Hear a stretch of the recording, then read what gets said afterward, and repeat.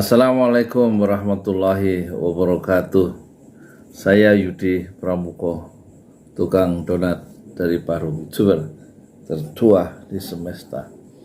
Alhamdulillah kita berjumpa lagi ya di channel pesantren Ojo Lali setelah 7 hari. Channel itu diblokir sama YouTube gara-gara banyak melanggar hak cipta ya. Banyak orang-orang yang nanya kenapa nggak upload ya. Ya saya tetap berkarya, tetap upload ya, cuman nggak di pesantren Ojo Lali karena nggak bisa untuk upload selama 7 hari, terlalu banyak melakukan pelanggaran. Jadi uploadnya untuk politik di channel Ojo Lali Ngomong Politik. Kalau yang untuk kegiatan sosial dan buku harian itu ada di Ojo Lali Tukang Donat.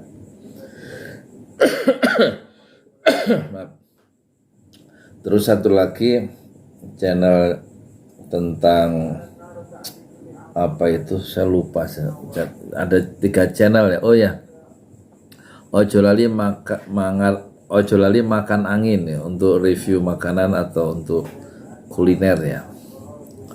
Nah sekarang kita alhamdulillah kembali ke channel pesantren Ojo Lali yang biasanya saya upload 5 sampai 10 hari, 10 video. Itu tentu begitu di ban atau di ban ya, beberapa video di take down ya, karena isinya nggak tahu, mungkin dianggap nggak cocok dengan kebijakan YouTube ya, tentang politik lah gitu. Yang ada lagi yang tentang hak cipta, misalnya santri saya suruh nyanyi pakai gitar di kebun, pakai suara dia sendiri, nyanyi lagu Tri Suaka dan Nabila itu terus ada peringatan dari YouTube melanggar hak cipta ya. Terus saya kan nggak tahu itu, saya diemin aja.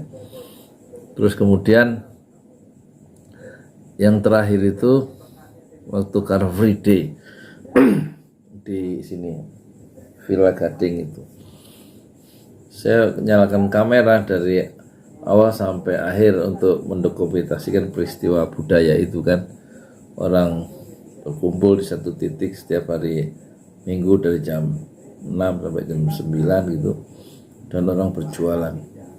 Dan ternyata setelah saya muat itu, saya melanggar hak cipta karena ada lagu yang masuk ya, saya nggak tahu ada lagu dangdut yang masuk, yang disetel oleh salah seorang pedagang itu rupanya memiliki hak cipta, dan saya muat, saya kan nggak tahu, banyak yang nyetel lagu kan di situ, jadi kena hak cipta. Jadi peringatan yang sudah banyak itu saya nggak perhatikan ada peringatan itu di email ya. Saya buka email juga nggak bisa.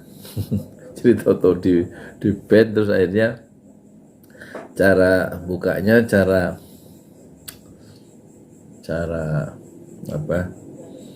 mengatasinya nggak tahu. Anak saya itu gimana, yang kemarin baru nikah itu, dibuka di dashboard, terus ada beberapa pertanyaan yang harus dijawab gitu aja. Itu selesai pilihan. Jadi hukumannya hanya menjawab pertanyaan dalam bahasa Inggris, kita ada choice-nya gitu, dicentrang gitu. Terus sudah nunggu 7 hari nggak bisa upload. Alhamdulillah sekarang upload.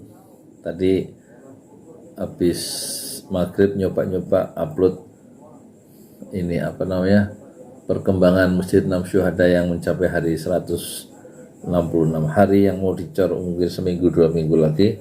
Saya ambil gambarnya tadi, saya coba di pesantren Ojo Lali, ternyata alhamdulillah bisa dimuat ya. Jadi itulah video pertama setelah diblokir sama YouTube. Ya, moga-moga doakanlah ya, masih bisa ada umur, masih Allah berikan kesehatan untuk berbagi melalui YouTube dan bisa tetap menyebarkan manfaat melalui channel pesantren Ojo Lali.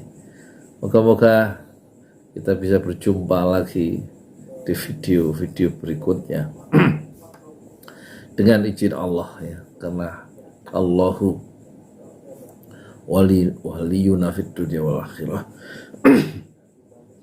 Allah pelindung kita di dunia dan di akhirat, dan Allah yang melindungi masa hidup kita. Moga-moga masih bisa berjumpa lagi, insya Allah. Saya Yudi Pramuko, tukang donat dari Parung YouTuber tertua di semesta. Fasbir sabran jamila. Bersabarlah dengan kesabarannya indah. Maaf ya batuk. Assalamualaikum warahmatullahi wabarakatuh.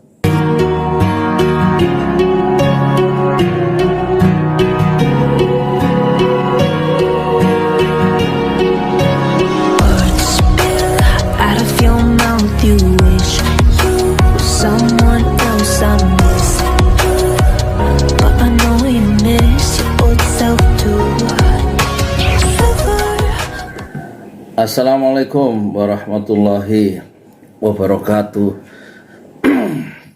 Saya Yudi Pramuko, tukang donat dari Parung YouTuber tertua di semesta. Saya membahas video tentang misteri misteri Ferdy Sambo dan wanita, ya.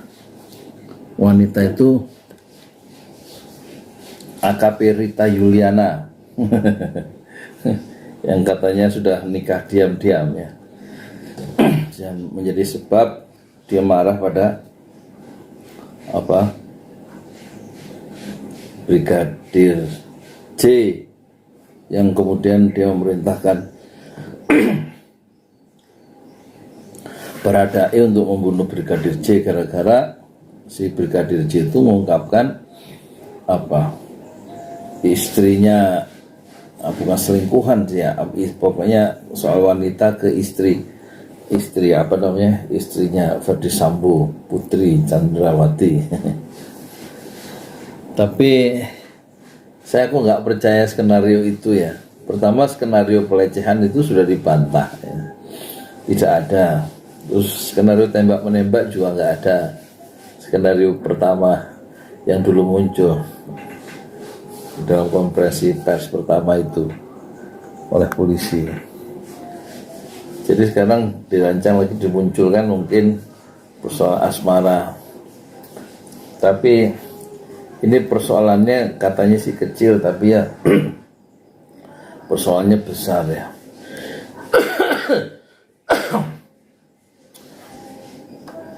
Ya, saya ngomongnya nggak terlalu sistematis, tapi sih menurut saya ini harus ada yang ditutupi, sebab kalau dibuka tuntas, ya, soal skandal penembakan ini, polisi di rumah dinas polisi itu jangan-jangan nanti banyak yang ngebongkar, ya.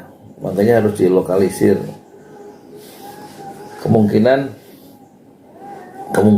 ini, ya, motif pembunuhan itu apa, dan juga penyiksaan itu yaitu mungkin akan sampai pengadilan akan di-setting adalah perselingkuhannya.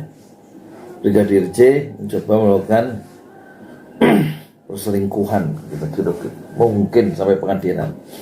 Dan motif asli pembunuhan itu mungkin nggak akan pernah kita tahu. Kemungkinan gitu, nggak akan pernah kita tahu sampai persidangan berakhir dan brigadir dan sampai Irjen Ferdy Sambo itu dihukum mungkin 15 tahun atau 20 tahun, ya, karena terbukti dia diduga sebagai otak pelaku pembunuhan Brigadir J atau Joshua, ya. Mengapa ini posisi Kadif Propam ini kan posisi penting, ya. Kalau istilahnya kalau 01 itu kan Kapolri, 02 itu katanya begitu, Wakapolri, wakil. 03 itu Kadif Propam, ya kan? Jadi ini posisi yang luar biasa ini, posisi yang nggak main-main. Dan tampaknya dalam kasus KM50, Irjen Sambo itu sudah berperan ya. Verdi Sambo mengerahkan 30 anak buahnya untuk mengecek ya penggunaan senjata sesuai prosedur apa enggak gitu. Pokok intinya nggak seheboh sekarang. Padahal yang mati itu 6 kasus ini, kasus KM50 kan yang mati 6, ditembak oleh 3 polisi katanya. Yang satu mati sebelum diadili kan. Yang 2 kemudian divonis lepas. Saat itu dalam tanggal kasus pengejaran dan pembantaian 16 laskar Front Islam itu, Verdi Sambo sudah menjadi Propam, Kadif Propam ya, sudah menjadi orang penting. Dan nggak ada perintah dari presiden untuk membongkar kasus itu sampai tuntas ya. Presiden justru terkesan berpihak pada aparat hukum yang polisi bertugas dengan perlindungan hukum ya. Dan negara tidak boleh kalah ya. Jadi harus bertindak tegas dan adil. Tegas dan adil itu dengan cara melenyapkan 6 syuhada, 6 anak muda itu. Itu udah tindakan tegas dan adil tuh. Dan tanpa pertanggungjawaban, pokoknya mati udah mati. Disiksa. Kan mayatnya dibuka di pesantren agrokultural kan, dimakamkan dan di sana itu 5 yang dimakamkan di sana. Saya sudah sampai ke sana sama salah seorang teman aktivis dakwah yang mengantarkan saya sampai ke Megamendung ya. Di satu tempat yang sunyi di samping di kompleks itulah pesantren yang 30 hektar itu agrokultural ya, di Megamendung, markas syariah itu. Jadi di situ waktu itu kan rame, 6 mayat tuh ada 19 pelurunya ditembak, tapi sebelum ditembak rupanya disiksa dulu. Menurut visum itu ya ada yang gosong, ada yang di mata dan lain-lain. Luar biasa penyiksaan itu ya, dilakukan oleh polisi ya. Nah sekarang polisi nembak polisi. Ribut ini, polisi nembak polisi ya. Yang Verdi Sambo orang Kristen ya, memerintahkan Barada yang juga orang Kristen membunuh Brigadir Joshua, orang Kristen. Tapi orang-orang Batak, seluruh tokoh-tokoh Batak yang ada di pemerintahan tentu marah kan. Pak Luhut juga orang Batak tuh. Jadi akhirnya ya begitulah, dalam hidup itu suka orang melakukan kesalahan ya. Dalam hidup itu ada titik-titik, ada fase orang itu melakukan kekeliruan dan membuat fatal dalam hidupnya, yaitu kekeliruan yang dilakukan oleh Verdi Sambo sampai dia memerintahkan pembunuhan terhadap Brigadir J. Dan dia mungkin tidak mengira ya reaksinya begitu kuat ya, dari marga Batak itu yang sekarang banyak ada di posisi penting ya dalam pemerintahan, termasuk Pak Luhut itu ditekan ya, kira-kira begitu ya, ditekan oleh sejumlah tokoh-tokoh Batak supaya ini gimana ini. Jadi kelihatannya sih nasib apes memang ada di Verdi Sambo, dan dia ditetapkan tersangka ya oleh Kapolri sendiri di depan publik ya, melalui konferensi pers secara langsung. Dan mungkin keluarga Sambo mengalami demoralisasi ya, atau polisi ya, atau jaringan Verdi Sambo kalau dia punya jaringan teman-teman di Mabes Polri, mungkin mereka mengalami demoralisasi ya ketika tokohnya yang penting yaitu Verdi Sambo, Kadif Propam itu yang kemudian dicopot dan kemudian ditetapkan sebagai tersangka itu diumumkan secara langsung oleh Kapolri ya. Kapolri. Tentu Kapolri juga kerja kayaknya di bawah tekanan publik yang kuat ya supaya masalah ini dibongkar ya. Tapi tampaknya menurut sejumlah pengamat masalah motif pembunuhan itu akan dilokalisir ya. Dengan tukar tambah dengan apa Verdi Sambo dikorbankan saja, memang sudah tidak bisa dilindungi kira-kira begitu ya. Dan dia memang salah, ya salahnya sendiri, dia melakukan satu kesalahan yang fatal ya. Ya biarkan dia menanggung kesalahannya sendiri, tapi motifnya harus dijaga jangan sampai melebar kemana-mana karena banyak rahasia yang dipegang oleh Verdi Sambo. Mungkin yang aman adalah seperti skenario awal, pelecehan terhadap upaya pelecehan terhadap istri dari Verdi Sambo yaitu Chandra Putri Chandrawati ya. Yang kita nggak tahu sebenarnya terjadi pelecehan apa enggak, itu sih kita juga masih ragu kan. Apa karena kasus sesederhana itu sampai dia marah begitu rupa, atau kasus wanita yang lain, AKP Rita Yuliana yang berumur 30 tahun. Tapi kasus AKP Rita kan beberapa tahun yang lalu sudah muncul ya. Kayaknya kok istrinya Verdi Sambo, Putri itu sudah tahu lama dan nggak ada masalah. Apalagi istrinya Chandrawati kan mungkin sudah nyaman juga ya dengan limpahan harta dari suaminya. Nggak mungkin dia juga ya nggak apa-apa lah kalau suami saya nikah lagi, yang penting dia juga nyaman gitu kan sebagai istri seorang Kadif Propam. Jadi kayaknya kemungkinan masuknya AKP Rita Yuliana itu menjadi salah satu pemicu sehingga Verdi Sambo murka itu kayaknya agak nggak masuk akal gitu. Kemungkinannya kecil ya. Atau kalau karena pelecehan juga mungkin juga kecil kemungkinannya ya. Dan tapi itu akan dijadikan penutup sidang.